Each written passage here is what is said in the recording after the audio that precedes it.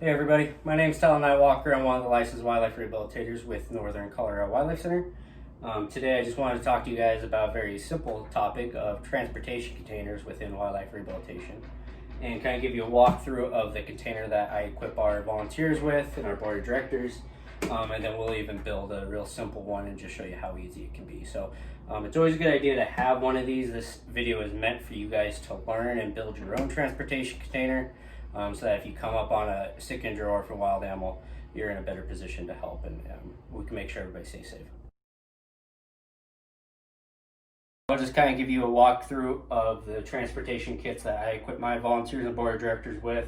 Obviously, these are going to be a little bit more on the advanced side, so they can get as creative as you want, but this is just what we do here. So to start off with, you can see a 360 on all sides. There is these DOT reflective strips there. They're meant for semi-trailers, but if I cut them up, then I can put them on these boxes, and this can get used as an early warning device as my team works next to roadways or even in sidewalks for those animals that get hit by cars and bikes. We also have stickers here, and then also on the lid that say live animals. This is just again an early warning device. You know, let's say somebody brings me a bird and we're not licensed for birds yet. This transportation kit works perfect for them, so I can take it to a facility, and I don't want to work on the assumption that they know what's in there. Maybe they think I'm bringing animal food or something for the volunteers. They open it up and then all of a sudden there's a bird flying on them. So they can make informed decisions there. We also have our no-code decals on the edges. That's just because, again, if we transport something, we want to make sure we're getting our organization's bin back. These were funded through a grant, and so we want to make sure all of our donations can go to patients in our future expansion. We don't want to just keep having to waste money buying bins that were just thrown away, essentially. So, and then on the back end, we do have, again, that reflective strips, and then the manufacturer information. This one is just one of the Sterilite latching boxes, 25 quarts. So if you're looking to get one, you could just go over to Home Depot or Walmart, buy one. They're like $8. It's super cheap. But also I keep these on here so that in the future, when we're replicating these bins, I can just give one to a volunteer or another board member, and then they can just easily duplicate. They already know everything of the specifications. So the latches on here is another reason I went with these boxes. Again, it's just extra security. A lot of animals are stronger than you think and can push bins off and then get out in your car. Even snakes can push the corner of edges up. So this just makes everybody safer, you and the patient. The other thing is thinking worst case scenario. Let's say you're in a car accident while transporting an animal. This bin kind of provides a outer shell, kind of an exoskeleton, and they'll be safer in here ultimately versus if the lid popped off and they're just flying around the car with you. So in the lid, again, no-code decals, live animal decals, just to keep everybody safe and have our nonprofit represented. And then here, too, in the corner, I just drilled some vet holes in there.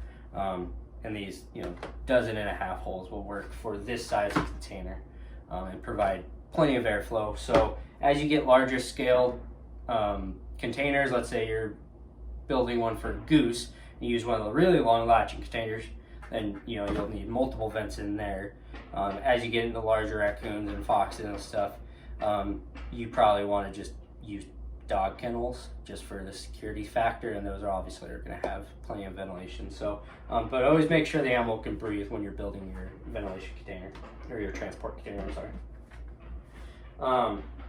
So to get into the guts of this, again, this is just what I equip my team with to make sure they can stay safe and do a good job out there when they're helping us pick up reptile and amphibian patients. So the first thing is a road safety reflective vest.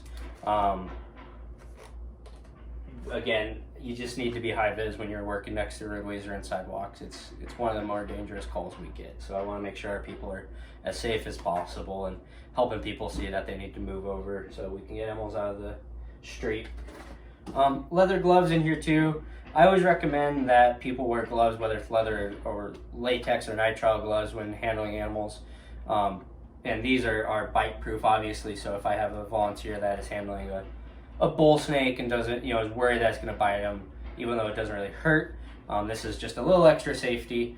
These are also rodent grade. So while we don't do rodents, I understand that sometimes people are going to find themselves in situations that they didn't know about, didn't ask for, and a lot of times those involve rodents, and so they can stay safe and just transport them to an out-of-county facility for the moment until we can get up and running. This screwdriver, this is a 12-in-1 screwdriver set here, just has a bunch of different bits. Also has a flat head so that you can pry. Let's say an animal is stuck in some kind of vent or grate or something of that. You need to take it off, and so that you can finish rescuing that animal for transporting it, you can do that. That's the same reason I put a knife in here, just a dollar store utility knife. Let's say an animal is stuck in netting or something that is, anchored to the ground. You need to cut it free so you can take the animal and transport it, so it can either get the rest of the netting cut off, or if it's wrapped around its throat, choking it, you can provide instant life-saving action in those moments. But again, only carry stuff that meets your qualifications that you're feeling comfortable with, because if you don't know what you're doing and you try to do this, you're going to end up hurting the animal more, and that's obviously not what we're here for.